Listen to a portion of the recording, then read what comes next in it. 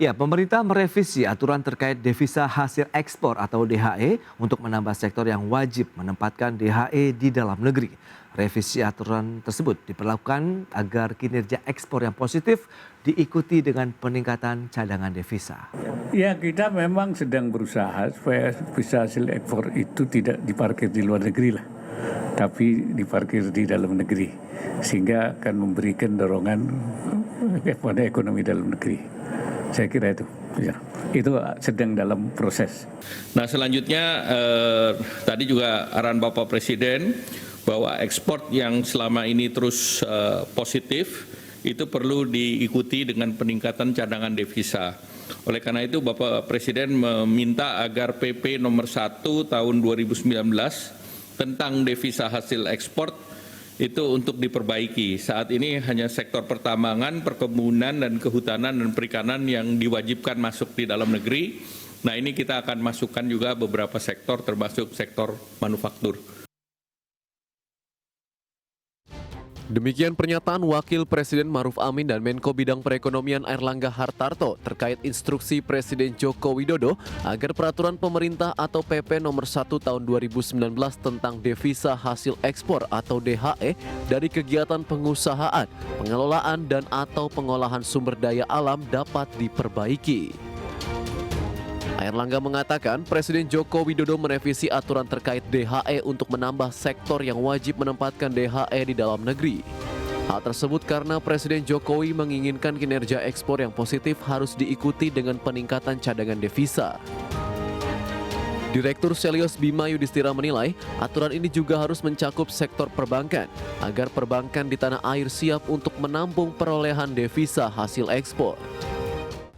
Merubah devisa hasil ekspor menjadi wajib ditempatkan di perbankan dalam negeri dalam kurun waktu tertentu, ini merupakan upaya yang sangat positif. Tapi kalau bisa, tidak hanya di sektor yang berkaitan sumber daya alam atau perikanan, tapi juga mencakup seluruh sektor.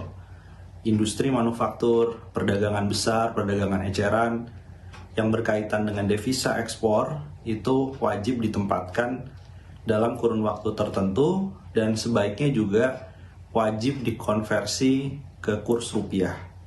Misalnya 70% dari DHE dikonversi ke rupiah, itu akan signifikan memperkuat nilai tukar rupiah dalam jangka pendek.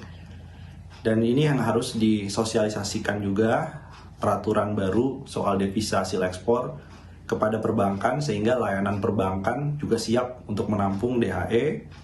Kemudian juga dari sisi eksportirnya juga diberikan pemahaman apa manfaat dari perubahan devisa hasil ekspor. Di sisi lain, Bank Indonesia mencatat pada Desember 2022 posisi cadangan devisa Indonesia sebesar 137,2 miliar dolar Amerika atau lebih tinggi dibanding posisi November 2022 yang sebesar 134 miliar dolar Amerika. Namun peningkatan tersebut lebih didorong oleh penerimaan pajak dan jasa serta penarikan pinjaman pemerintah dan tidak mencerminkan kuatnya ekspor. Padahal pada saat itu neraca dagang Indonesia mencatat surplus perdagangan sepanjang 31 bulan berturut-turut. Namun catatan tersebut tak menjadikan cadangan devisa Indonesia bertambah signifikan, akan tetapi masih jauh dari rekor sebesar 144,78 miliar dolar Amerika yang dicatatkan pada Agustus 2021. Jakarta, Ade Firmansyah, IDX Channel. Ya, pemirsa, untuk membahas tema kita hari ini menilik dampak positif dari revisi aturan devisa hasil ekspor, kita sudah tersambung melalui Zoom bersama dengan Bapak Beni Sutrisno, Ketua Umum Gabungan Perusahaan Ekspor Indonesia. Ya, halo, selamat pagi Pak Beni. Selamat pagi Mas. Salam sehat Pak. Amin, sama-sama. Baik, terima kasih juga Pak Beni atas waktu yang disempatkan. Ini menarik kalau kita cermati revisi sudah dilakukan untuk devisa hasil ekspor dengan beberapa sektor yang diperluas begitu. Tanggapan dari teman-teman pelaku industri ataupun eksportir bagaimana Pak Beni? Silakan. Pada dasarnya kita setuju kalau hasil ekspor itu masuk ke dalam sistem di dalam negeri. Tapi kita juga jangan lupa bahwa apakah pembiayaan ekspor itu juga disupport oleh lembaga keuangan dari dalam negeri, itu juga penting.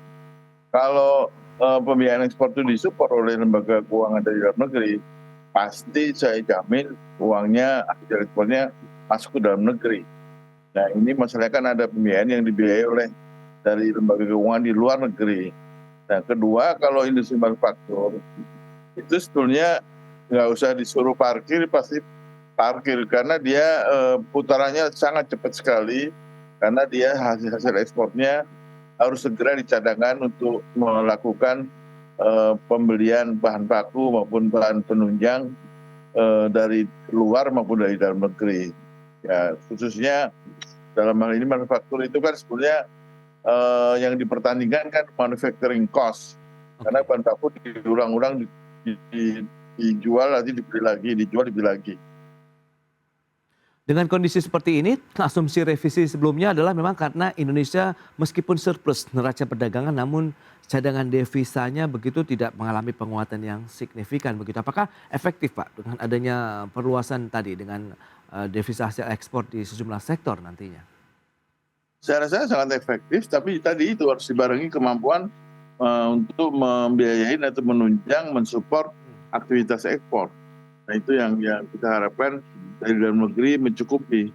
Oke, tapi sejauh ini berdasarkan tanggapan Anda begitu apakah memang belum tersupport begitu dengan baik atau sesuai dengan keinginan dari eksportir begitu dari sisi pemerintahnya atau bagaimana nih Pak Beni? Belum semua bisa disupport dari kemampuan lembaga keuangan dari dalam negeri. Karena instrumen untuk pembiayaan ekspor itu memang bermacam-macam ya. Kebetulan pendalaman instrumen keperluan ekspor itu di kita masih sangat konvensional sekali. Nah itu yang mengakibatkan kita lari harus keluar. Dan di luar itu sangat fleksibel dan banyak ragam cara membiayai ekspor itu. Oke, nah komponen apa saja sih Pak Beni kalau mungkin bisa dijabarkan begitu yang harus dibiayai ataupun sebaiknya dari pemerintah begitu? Ya, komponen pertama adalah komponen bahan baku, itu yang paling utama. Dan yang kedua, hasil ekspor itu akan masuk di dalam negeri tentu untuk membiayai yang porsi rupiah. Kan upah pekerja, lalu membayar energi kepada PLN, dan membeli bahan-bahan yang sudah dibikin di sini semua pakai rupiah. Nah itu kalau mau mereka senang pakai di dalam negeri, dia harusnya diberikan semacam insentif kurs tengah, bukan kurs bawah.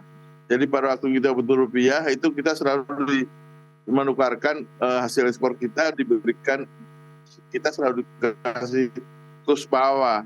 Pada waktu kita mau membeli forex untuk impor, kita dikasih kurs atas. Jadi kalau ada insentif kita di hasil ekspor itu dibedakan dengan non hasil ekspor, kita harusnya lebih senang parkir di sini. Baik, jadi dua komponen itu saja begitu yang mungkin sebaiknya dibiayai oleh pemerintah ataupun lembaga di dalam negeri, Pak Beni. Tapi sejauh ini apakah memang sudah ada komunikasi terkait dengan kondisi ini sehingga benar-benar nanti DHE ini ataupun upaya-upaya eksportasi juga ada pembiayaan dari dalam negeri? Ya, secara harian tentu kita masing-masing eksportir sudah melakukan pembicaraan dengan lembaga yang membiayai ya. Tapi kalau begitu ada keterbatasan pembiayaan, tentu mereka akan mencari alternatif yang lain. Karena ekspor itu kan satu aktivitas yang sangat panjang sekuensinya dan bersaing di seluruh dunia ya. Jadi tentu kita akan mencari sumber-sumber pembiayaan yang lebih fleksibel dan biayanya lebih murah dibandingkan yang ada. Kalau kita coba bandingkan ya Pak Beni, memang dari sisi pembiayaan di dalam negeri dan luar negeri itu seperti apa sih perbedaannya? Sehingga tadi Anda katakan masih bisa mencari pembiayaan yang lebih simpel dan artian mungkin persyaratannya tidak berat, kemudian juga murah. Ini seperti apa Pak? Ini,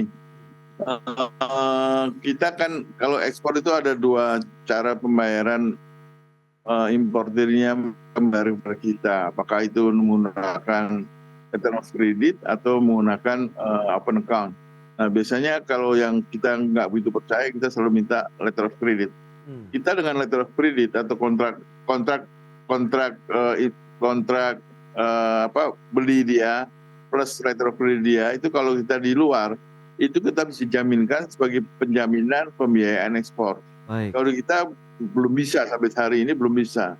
Jadi kalau ke dalam negeri tetap lembaga keuangan meminta jaminan fisik, yaitu apakah itu tanah, apakah itu rumah, apakah itu uang sebagai jaminan pembiayaan itu sendiri. Nah itu bedanya di situ. Maka banyak eksportir kita diantaranya yang mengembangkan aktivitas ekspornya melalui pembiayaan dari luar. Oke, dengan perluasan sektor-sektor usaha begitu ya terkena aturan DHE ini, apakah ini menjadi suatu bentuk upaya pemerintah lagi-lagi menjaga likuiditas di dalam negeri, kemudian bagaimana kesiapan dari pelaku usahanya? Baik, Pak Benny, kalau kita cermati dengan tadi adanya perluasan beberapa sektor usaha yang masuk dalam kategori devisa hasil ekspor, kemudian kesiapan dari teman-teman pelaku usahanya sendiri sejauh ini bagaimana begitu Pak? Apakah juga benar tidak sih masih ada perusahaan yang enggan menempatkan dana ataupun hasil ekspornya itu ke Indonesia? Silakan. Saya rasa nggak ada yang enggan, Mas.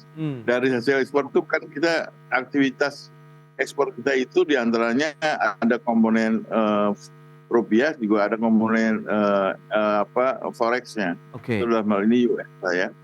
Jadi yang komponen rupiah pasti dibawa ke dalam negeri itu untuk ditukarkan rupiah. Baik. Dan untuk yang US tentu kalau dia memang memerlukan impor, dia akan keluar lagi membeli atau mengimpor bahan baku untuk dia. Nah ini kalau saya cerita manufaktur ya. Yeah. Nah, tentu ini mungkin ada sisa margin. Kalau ada margin tentu belum dipakai, mau ditaruh di mana? Kalau ditaruh di dalam negeri, bunganya berapa persen? Ya, nah bunga kita masih kalah dengan negara sebelah kita, Singapura. Tentu kalau masih idle si uang itu belum dipakai, ya dia namanya juga sifat uang. Dia kan mencari di mana dia bisa lebih baik gitu. Nah ini tentu BI harusnya kedua juga kalau disimpan di sini LPS itu kan yang kemampuan penjaminannya kan juga prestasinya kecil. Jadi kalau banknya itu kolaps tentu ada risiko di situ. Jadi soal risiko menyimpan dan bunga dari menyimpan itu kita kalah, Mas. Oke, dengan kondisi yang ada kemudian tadi jumlah industri yang ditambah begitu dengan ada yang tadi Anda katakan dari sisi bunga, Anda melihat bagaimana kompetisi kita begitu untuk menyimpan dana hasil ekspor ini? Saya rasa kalau dana hasil ekspor kita simpan di Indonesia itu tentu ini BI, tugas BI ya. BI itu kan tugasnya di Undang-Undang BI itu diantaranya menjaga nilai tukar. Ya kan? Nah sementara saat ini nilai tukar kita kan sudah di atas 15.000 yang dulu 14.000. Dan itu menurut saya tidak akan kembali lagi 14.000. Oke. Tetap 15.000 kalau sekarang 15.000-nya lebih dekat 15.000.00 ya.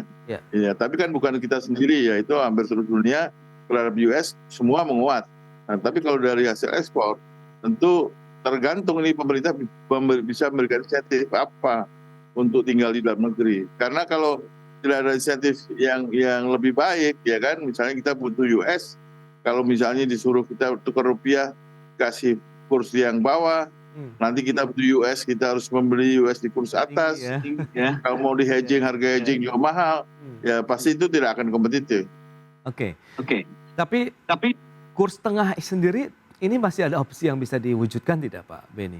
Kita udah lama sekali appeal ke BI, tapi sampai hari ini masih belum ada persetujuan ya. Artinya kalau memang mau devisa ya tentu harus diberikan upahnya apa gitu ya. Oke. Baik, lantas kita tahu juga ada program ataupun kebijakan LCS begitu ya, local currency settlement begitu. Bagaimana Anda melihat apakah ini justru menjadi satu langkah juga yang ditempuh oleh pemerintah begitu kaitannya juga dengan revisi devisa hasil ekspor? Itu langkah sangat baik sekali. Kita udah punya 4 negara dengan Jepang, China, Thailand sama Malaysia LCS. Ya itu karya daripada bank sentral kita ya. Nah, tentu dengan bank sentral negara-negara itu. Nah itu kan ketergantungan US dollar kan jadi tidak ada. Jadi hanya kita kalau impor dari China kita membayar pakai rupiah, lalu ekspor dari sana dibayar pakai renminbi. Nah itu langkah sangat bagus sekali. Kalau bisa diperluas saja dengan negara-negara yang lain. Oke, nah berarti kalau memang ini menjadi salah satu solusi juga begitu yang diharapkan dari pelaku usaha, negara-negara mana saja sih yang mungkin bisa diprospek untuk bisa menjalin kerjasama LCS ini, Pak Beni? Mengingat ekspor kita kan ke banyak negara begitu, Eropa belum, Ya, kemudian negara-negara lainnya. kita pilih aja 10 negara yang besar ekspor kita, Big Ten aja ya, di antaranya ada India, ada Jepang pasti ya, China apalagi ya kan, ASEAN lah. ASEAN aja kan baru Thailand sama dengan Malaysia. Kita Oke. belum dengan Singapura, belum dengan Vietnam. Kita juga banyak impor dari Vietnam sekarang. Baik, tapi kalau kita lihat tantangannya sendiri bagaimana sebenarnya Pak bagi pelaku usaha untuk menempatkan dana hasil ekspornya di Indonesia begitu, dalam artian bisa mengendap cukup lama begitu yang diharapkan juga oleh pemerintah untuk meningkatkan likuiditas dalam negeri. Ya tergantung margin sektor masing-masing.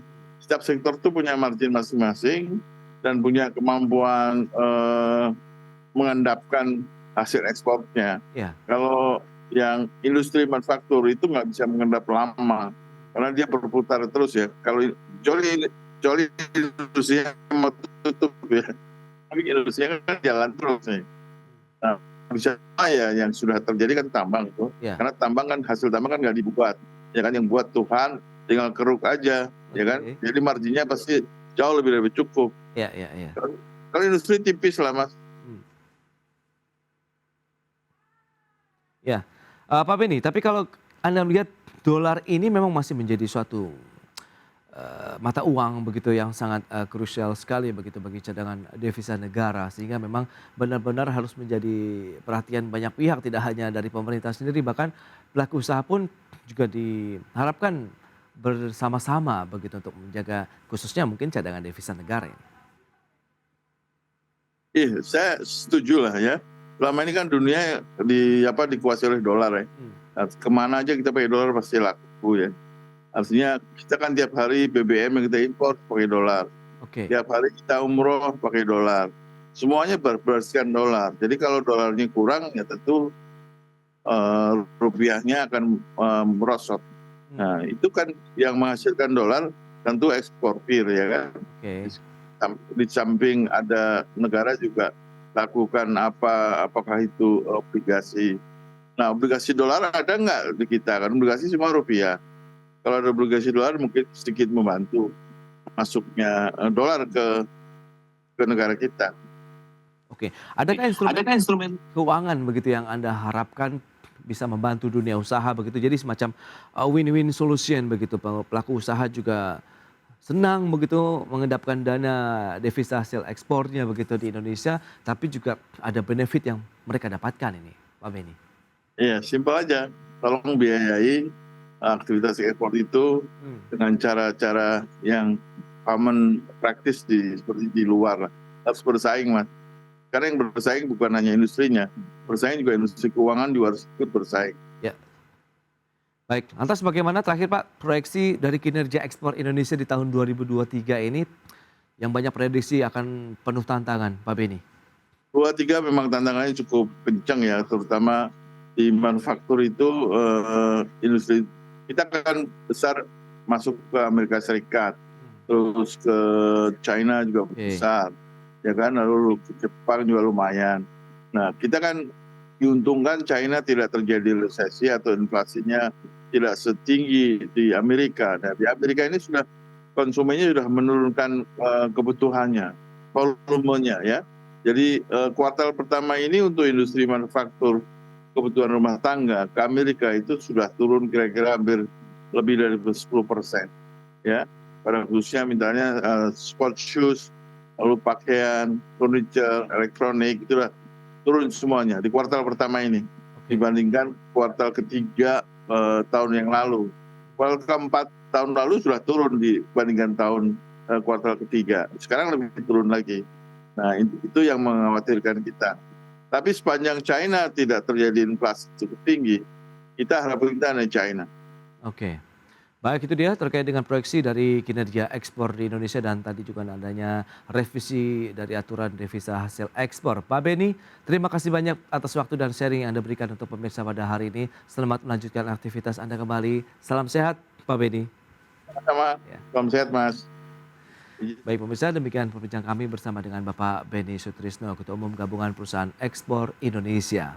Dan sudah 1 jam saya menemani Anda dalam program Market Review. Tetap saksikan IDX Channel, your trustworthy and comprehensive investment reference. Saya Prasetyo Wibowo, beserta kerabat kerja yang bertugas undur diri. Terima kasih dan sampai jumpa.